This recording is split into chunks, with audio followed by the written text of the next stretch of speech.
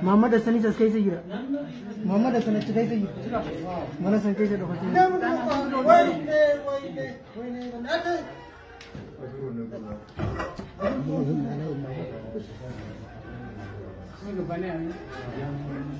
gana yang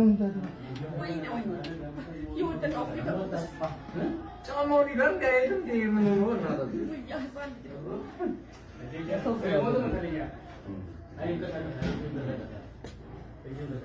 benar ini bukan sombong. Ini mah kata kau turun.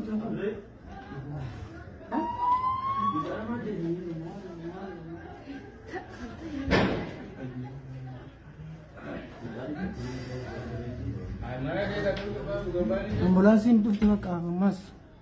Ambulansin kalau putih mau ada. Tahu.